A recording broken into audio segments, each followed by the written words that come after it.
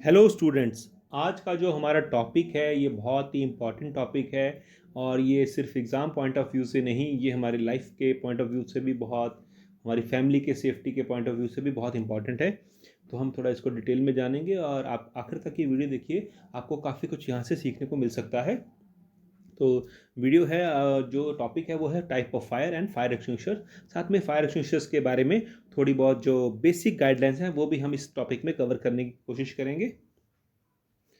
तो सबसे पहले फायर और फायर एक्सटिंग्विशर को समझने के लिए हम फायर ट्रायंगल को समझते हैं। फायर ट्रायंगल क्या है? बेसिकली ये तीन चीज़ों से मिलके बना होता है। इसकी तीन साइड्स होती हैं और ये तीनों साइड्स के कंप्लीट होने पे ही फायर की अक्रेंस होगी, फायर इसके बिना नहीं होगी।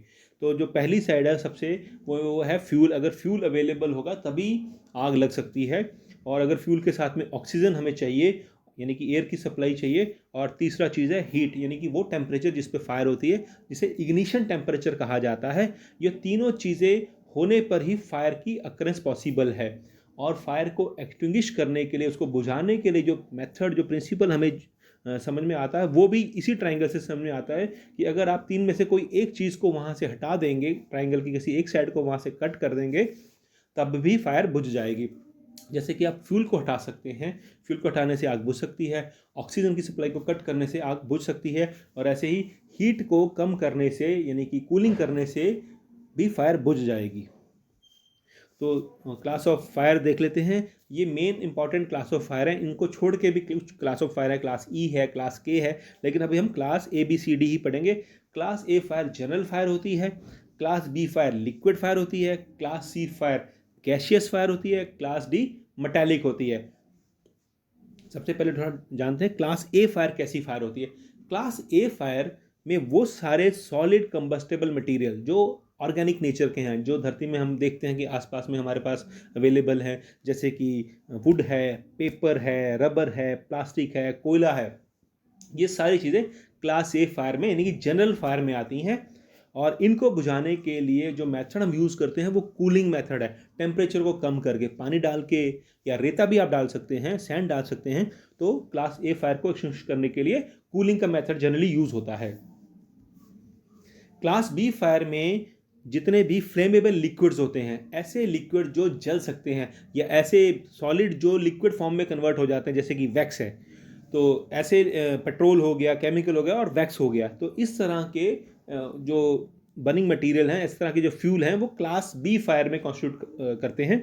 और इसको कंट्रोल करने के लिए, क्लास बी फायर को कंट्रोल करने के लिए आपको ब्लैंकेटिंग टेक्निक, यानी कि ऑक्सीजन की सप्लाई को, जिसे हम कहते हैं, कट करना होता है। वो मेथड यूज़ करने होते हैं। पेट्रोल को बुझाना है आपको, उसकी उसके ऊपर ऑक्सीजन की सप्लाई जो है उसको कट करना है। आगे देखते हैं हम डिटेल में।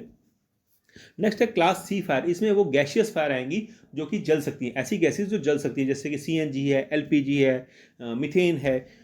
तो इनको भी बुझाने के लिए आपको जो वो बर्निंग गैस है, जो फ्लेमेबल गैसेस जिसकी हम बात कर रहे हैं, उसको ऐसी गैसेस से, ऐसी इनर्ट गैसेस से, इनर्ट गैसेस वो गैसेस होती हैं जो जलती नहीं हैं, जैसे कि कार्बन डाइऑक्साइड है, जैसे कि नाइट्रोजन है, तो आपको उनसे रिमूव करना पड़ेगा, उनसे रिप्लेस करना पड़ेगा। बेसिकली उस गैस की के पॉइंट पे आपको ये गैसेस छोड़नी पड़ेंगी।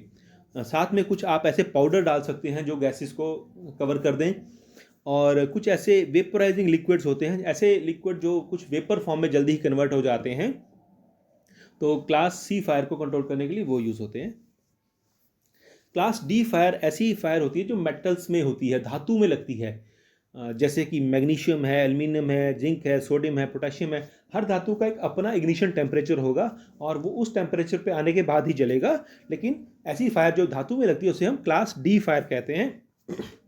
इनको बुझाने के लिए थोड़ा बहुत ही ज़्यादा स्पेशल टेक्निक्स चाहिए होती हैं, स्पेशल मीडिया, यानी कि कुछ ऐसी मटेरियल्स वो यूज़ होते हैं, क्योंकि इनके ऊपर आप हर कोई चीज़ यूज़ नहीं कर सकते। क्योंकि इसको फायर को बुझाने के लिए आप पानी यूज़ नहीं कर सकते हैं, क्योंकि पानी जो होगा वो बहुत जल्दी डिसइंटीग्रेट हो जाएगा। वाटर जो होता है वो हाइड्रोजन और ऑक्सीजन में टूट जाएगा, और दोनों ही फायर को सपोर्ट करती हैं। साथ ही इनमें कुछ रिएक्टिव एजेंट्स होते हैं जो हमारे अदर एक्सटिंग्विशर्स में होते हैं, वो भी आप यूज़ नहीं कर सकते हैं, क्योंकि वो बहुत जल्दी फायर को सपोर्ट करेंगे, रिएक्ट कर जाएंगे, वो टूट जाएंगे, क्योंकि इसका टेम्परेचर बहुत ज़्यादा होता है। तो केमिकल चेंजेस हो जाती हैं काफ़ी ज़्यादा फायर एक्सटिंग्विशर्स में भी, फायर एक्सटिंग्विशर्स द्वारा डाले गए एजेंट्स में भी। तो इसके लिए स्पेशल, जैसे कि एक डीसीपी पाउडर आता है, ड्राई केमिकल पाउडर, वो एक्सटिंग्विशर ही क्लास डी फायर यानी कि मेटल फायर के लिए यूज़ होता है। इसके लिए स्पेसिफिकली डिज़ाइंड एक्सटिंग्विशर्स हैं।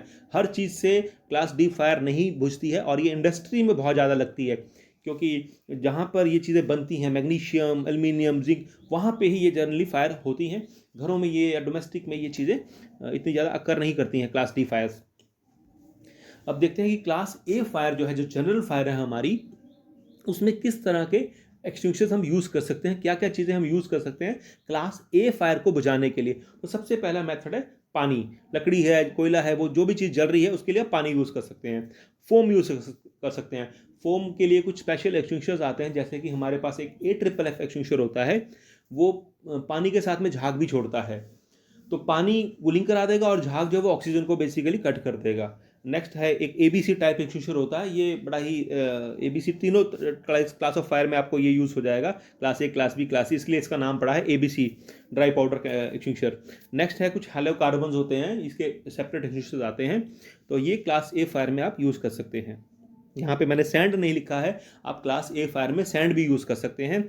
और जो लोग अभी तक वीडियो में मेरे साथ हैं उनके लिए एक बहुत इंपॉर्टेंट टिप है कि अगर आपके घर में कहीं पे ये फायर लगी है तो आप सैंड यूज़ कर दीजिए। अगर किचन में फायर लगी है, मान लीजिए जो कुकिंग पॉट है उसके अंदर फायर लगी है, ऑयल में फायर लगी, कुकिंग ऑयल में फायर लगी है, तो आप पानी तो कभी ना यूज़ करें, लेकिन व्हाट यू कैन यूज़ ही, क्योंकि किचन में आटा होता है पड़ा हुआ, तो आप उसमें आटा भी डाल देंगे तो भी वो आग का टेम्परेचर जो है उसको कम कर देगा, और जो वेपर्स बन रहे हैं, फ्यूम्स जो बन रही हैं कुकिंग ऑयल में, उनको भी वो ऑब्जॉर्व कर लेगा। तो ये एक स्पेशल पॉइंट मैं बताना चाहता था उनके लिए जो अभी तक वीडियो में हमारे साथ हैं। आगे देखते हैं class B fire. Class B fire जो है ये, जैसे कि हमने देखा था कि ये लिक्विड जो होते हैं ये क्लास बी फायर में, क्लास बी में आते हैं। तो इनके लिए आप अगेन फोम यूज़ कर सकते हैं, फोम टाइप एक्सटिंग्विशर यूज़ कर सकते हैं, ड्राई पाउडर जो ABC बताया वो यूज़ कर सकते हैं आप, और CO2 एक्सटिंग्विशर्स आते हैं, ये यूज़ कर सकते हैं।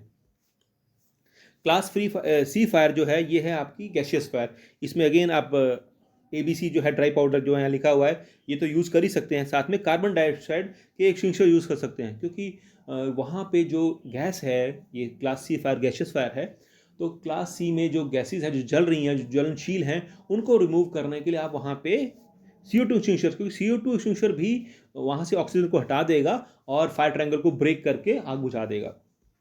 नेक्स्ट है class D fire, metallic fire. तो इसके लिए स्पेशल DCP एक्सटिंग्विशर्स आते हैं, वही आपने यूज़ करने हैं। इसके लिए पानी और कोई अदर टाइप ऑफ एक्सटिंग्विशर तो बिल्कुल भी यूज़ नहीं करना है। अब देखते हैं कि जो फायर एक्सटिंग्विशर्स होते हैं उनके लिए जो बेसिक कुछ गाइडलाइंस हैं, जो बेसिक हमें ध्यान रखने वाली चीज़ें हैं वो क्या हैं। सबसे पहली चीज़ जो है कि जो लोकेशन है उसकी बहुत सही हो। फायर एक्सटिंग्विशर को ऐसी जगह रखिए जहाँ पे वो यूज़ होने वाला है, यानी कि अगर आपको लगता है कि इलेक्ट्रिकल पैनल है तो इलेक्ट्रिकल पैनल के पास में आप CO2 टाइप एक्सटिंग्विशर रखें, पानी वाला एक्सटिंग्विशर कभी ना रखें। और साथ में उनका जो एक्सेस है, जो मतलब और जो विजिबिलिटी है उसको कभी भी ऑब्स्ट्रक्ट ना करें, वो एकदम सामने पर में पड़ा हो, वहाँ तक जाने का जो रास्ता है वो क्लियर हो। ऐसा ना हो कि उसके आगे कुछ सामान पड़ा है और यूज़ के केस में, इमरजेंसी के केस में आप वहाँ तक पहुँच ना पाएँ, और जितना ज़्यादा आप डिले करेंगे फायर उतना ही ज़्यादा बढ़ता जा रहा है। नेक्स्ट है जो उसकी ऑपरेटिंग इंस्ट्रक्शंस हैं फायर एक्सटिंग्विशर की, वो क्लियरली विजिबल होनी चाहिए। अगर आप एक्सटिंग्विशर के ऊपर देखें तो वहाँ पर भी स्टिकर लगा होता है, नहीं तो आप उसका एक छोटा सा चार्ट बना के भी वहाँ पे रख सकते हैं। साथ में रेगुलरली फिजिकल डैमेज देखिए कि कोई फिजिकल डैमेज तो नहीं हो गया, उसका जो गेज है वो तो नहीं टूट गया है, उसका पाइप तो नहीं कहीं फट गया है, क्रैक तो नहीं हो गया है, कोई हैंडल में कोई ब्रेक तो नहीं हो गया है, कोई कोरोजन तो नहीं हो गया, कहीं लीकेज तो नहीं है। नोजल जो होता है उसके आगे देखिए कि कोई मिट्टी तो नहीं जम गई है, कोई क्लॉगिंग तो नहीं हुई, कपड़ा तो नहीं आ गया है किसी ने, या कोई एक चींटी होती है जो कि कुछ मिट्टी से घर बनाती है, तो ये जनरली नोजल्स वगैरह ऐसी जगहों पे बहुत ज़्यादा देखा गया है कि वहाँ पे नोजल्स को क्लॉग कर देती हैं। साथ में आप प्रेशर गेज का जो इंडिकेटर है उसको भी देखिए कि कहीं वो रेड जोन में तो नहीं आ गया है। ठीक है, तो ये सारी चीज़ें हैं, ये आप ध्यान में रखिए, और अपनी जो फायर और फायर के बारे में ट्रेनिंग है उसको हमेशा रेडी रखिए, क्योंकि यू नेवर नो कि कब आपको इसकी ज़रूरत पड़ सकती है। इंडस्ट्री में काम करने वाले लोगों को ये बहुत अच्छी तरह आना चाहिए। और अगर आपको इस वीडियो के अंदर कुछ चीज़ अच्छी लगी तो प्लीज़ इसको लाइक करें, इस वीडियो को अपने दोस्तों के साथ शेयर करिए, और हमारे चैनल को सब्सक्राइब करिए। और कुछ भी आप जानना चाहते हैं सेफ्टी के बारे में, टेस्टिंग के बारे में, इलेक्ट्रिकल इक्विपमेंट्स के बारे में, या कोई इलेक्ट्रिकल का कोई टॉपिक है जो आप जानना चाहते हैं तो प्लीज़ आप कमेंट बॉक्स में लिखिए and will try to make video on that. ठीक है, thank you, thanks for watching, keep learning, keep growing.